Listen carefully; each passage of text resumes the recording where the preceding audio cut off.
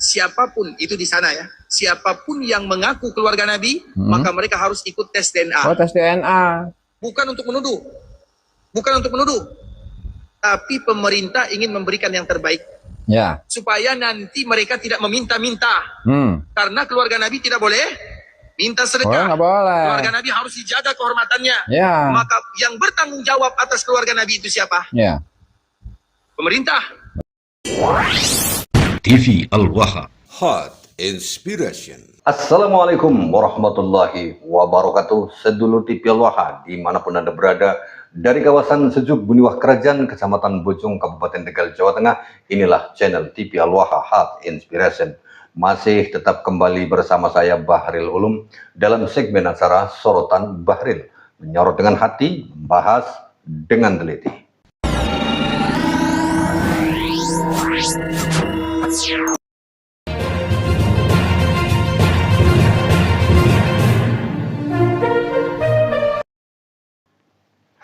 Sedulur TV Al-Waha, tes DNA. Tes DNA yang awalnya diteriakan oleh Mang Rizik Syihab supaya melakukan tes DNA bagi orang-orang yang mengaku sebagai habaib. Tes DNA, itu kalimat yang terkenalkannya kan, DNA Nabi kemana, DNA dia kemana, itu terkenal sekali, itu viral sekali ucapannya Rizik itu. Ucapannya Mang Rizik yang ngomong kayak gitu, tes DNA, ayo kita verifikasi. Tapi begitu tes DNA dilakukan terhadap keluarga mereka, keluarganya sendiri, dan ternyata tidak nyambung kepada DNA Kanjeng Nabi Muhammad SAW. Akhirnya Rizik nyewa menantunya untuk mengatakan bahwa tes DNA itu haram. Ya karena dibilang haram itu karena kalau tes DNA mereka nasabnya menjadi karam, makanya dibilang haram. Nah, ini ada sebuah video dari seorang ustadz pengisi ceramah di Masjid Nabawi selama 7 tahun, saudara. Beliau ini, ustadz ini ya, mengisi kajian di Masjid Nabawi selama 7 tahun. Panjang ceritanya.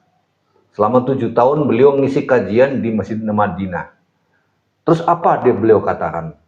Beliau katakan bahwa di sana itu, di Jazirah Arabia, itu tes DNA itu diwajibkan bagi setiap orang yang mengaku sebagai keturunan Nabi Muhammad SAW. Nah, seperti apa yang beliau sampaikan? Kita akan dengarkan sama-sama. Sebelumnya saya informasikan kembali kepada Anda, bagi Anda yang ingin nyambung batin dengan Kiai Haji Imaduddin Usman Al-Bantani dan Gus Abbas, silahkan Anda dapatkan buku amalan ijazah dari Kiai Haji Imaduddin Usman Al-Bantani dan Gus Abbas ini.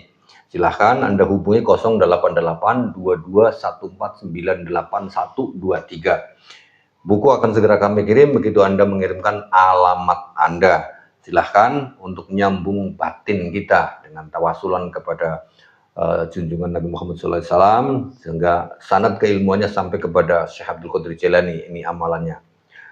Kembali silahkan hubungi 088-2214981123. Dan bagi Anda yang ingin mendukung perjuangan kami di PWLS, di TV Al-Waha, pengembangan TV Al-Waha, silahkan Anda scan QRIS ini.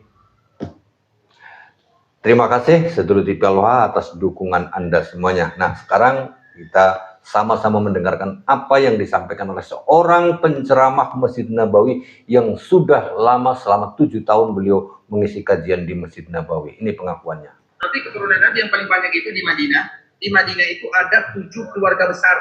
Dan di tanah Arab secara khusus, ini saya bercerita di tanah Arab secara khusus, siapapun yang menjadi keturunan Nabi, maka mereka mulai dari tahun 1403. Berarti tahun berapa miladi itu kira-kira? 1982 lah, kurang lebih 82 atau 83 atau 1403. Kalau sekarang kan 1447. Ya. Mulai dari 1403, siapapun itu di sana ya, siapapun yang mengaku keluarga Nabi, maka mereka harus ikut tes DNA. Oh, tes DNA. Bukan untuk menuduh, tapi pemerintah ingin memberikan yang terbaik. Ya. Supaya nanti mereka tidak meminta-minta. Karena keluarga Nabi tidak boleh minta sedekah. Nggak boleh. Keluarga Nabi harus dijaga kehormatannya. Ya. Maka yang bertanggung jawab atas keluarga Nabi itu siapa? Ya. Pemerintah. Pemerintah. Secara umum untuk menghargainya. Ini di sana ya. Kalau di sini saya tidak tahu. Untuk menghargainya. Jadi siapapun yang mengaku keluarga Nabi, kemudian dites, sehingga pemerintah akan memberikan bantuan. Bisa jadi gaji per bulan, Ya. bisa jadi pokoknya tidak ada di antara mereka yang terbengkalai hidupnya. Ya. Fair kan? Jelas. Lah. Apa salahnya?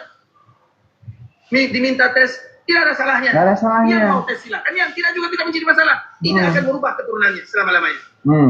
Yang ikut tes untuk menjaga sahaja.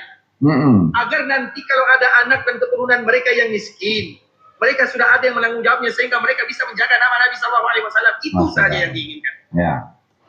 Nah, itu dia seluruh TV Aloha. Saya dapatkan ini dari channelnya Gus Haji Syazuli, bahwa video ini disampaikan oleh seorang penceramah Masjid Nabawi yang selama 7 tahun ngisi kajian di Masjid Nabawi. Beliau kemudian di Indonesia ini menceritakan itu tadi, bahwa sejak 1983 pemerintah Arab Saudi itu memberikan peraturan kepada siapa saja yang mengaku sebagai keturunan Nabi Muhammad SAW, maka dia harus tes DNA. Nggak masalah tes DNA, karena keturunan Nabi Muhammad SAW itu di negara Arab sana, di Jazirah Arab, negara Arab Saudi, khususnya yang membawahi Makkah dan Madinah itu ya, di Arab Saudi, itu menjamin kehidupan keturunan Nabi Muhammad. Kenapa? Ya karena satu, mereka sudah menyatakan diri sebagai negara Islam. Negara Islam yang rajanya juga Islam. Apalagi kita sudah sangat paham betul, nggak usah dijelaskan, ada Mekah dan Madinah. Sehingga dengan adanya Mekah dan Madinah itu, maka pemerintah bertanggung jawab untuk memberikan kesejahteraan kepada keluarga baginda Nabi Muhammad SAW. Kenapa pemerintah harus memberikan tanggung jawab kesejahteraan kepada keturunan Nabi Muhammad SAW? Ya jelas saja, toh Arab Saudi di sana devisa pemasukan negara sangat besar, terutama pada dari orang-orang Muslim sedunia. Khususnya kalau bulan haji ini baru saja selesai pelaksanaan ibadah haji, itu berapa triliun saja uang mengalir ke Arab Saudi. Belum lagi setiap hari ada orang umroh, datang umroh dari berbagai negara. Itu kan miliaran masuk ke kas negara. Sehingga pantas saja ketika pemerintah di sana itu wajib bertanggung jawab atau menanggung kesejahteraan dari para keturunan Nabi Muhammad SAW. Karena negara mereka jelas sangat mendapatkan berkah dari kanjeng Nabi Muhammad SAW. Andai kata Rasulullah tidak diutus ke dunia ini di Mekah, ya tentunya kan devisa negara yang triliunan itu tiap tahun itu nggak masuk ke Mekah. Misalkan Masjidil Haram itu ada di Indonesia, ada di Jakarta, atau ada di desa saya, di desa Buniwah, Kecamatan Bojong. Kan mestinya yang mendapatkan berkah kan kita yang di sini. Nah, maka pemerintah kita akhirnya kan harus bertanggung jawab karena berkah Rasulullah diutus di daerah ini, keturunannya harus disejahterakan. Nah, makanya pemerintah Arab Saudi itu mengharuskan setiap orang yang mengaku sebagai keturunan Nabi Muhammad itu harus tes DNA agar jelas bagaimana dana kesejahteraan terhadap keturunan Nabi itu tersalurkan dengan jelas kepada orang-orang yang memang betul-betul sebagai keturunannya.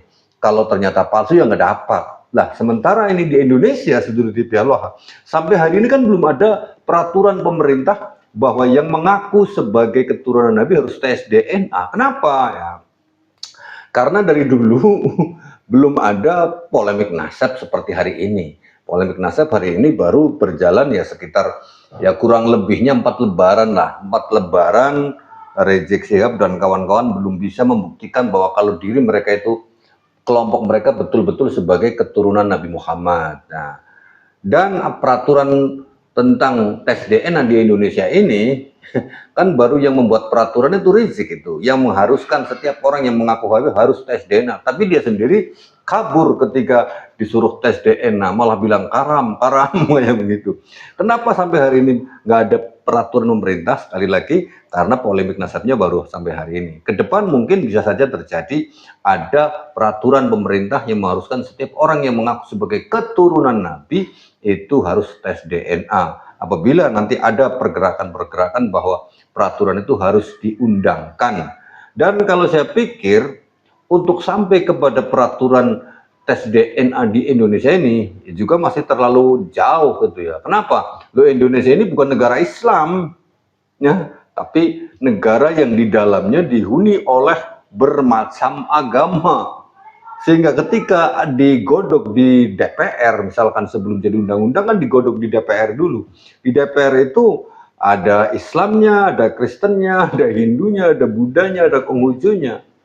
Coba bayangkan itu. Orang Buddha, orang Hindu, orang Kristen membahas tentang tes DNA untuk keturunan siapa yang mengaku sebagai keturunan Nabi Muhammad SAW. Mereka sendiri nggak ngakuin Nabi Muhammad sebagai nabinya. Ya, kok disuruh membahas tes DNA? Repot kan? Saya nggak bisa bayangkan itu. Ketika ada seorang anggota DPR beragama Kristen, suruh membahas tentang undang-undang tes DNA bagi siapa saja yang mengakui sebagai keturunan Nabi Muhammad. Kan puyeng dia. Dia mengenalkan tanya, siapa Muhammad? Toh saya nabinya kan Yesus kan gitu kan. Bingung. Yang Hindu juga begitu. Artinya mungkin masih terlalu panjang, butuh waktu yang lama untuk sampai kepada undang-undang tes DNA. Atau mungkin paling tidak ada peraturan menteri agama. Karena selama ini yang namanya menteri agama kan kebanyakan kan agama orangnya beragama Islam. Nah, menteri agama itulah yang mungkin bisa membuat sebuah peraturan atau peraturan menteri agama bagi siapa saja yang mengaku sebagai keturunan Nabi Muhammad harus tes DNA. Persoalannya kembali datang, kira-kira Menteri Agama bisa berani mengeluarkan peraturan tes DNA itu enggak ya? Lalu Menteri Agama juga bin. Saya Bahril Ulum. Assalamualaikum warahmatullahi wabarakatuh.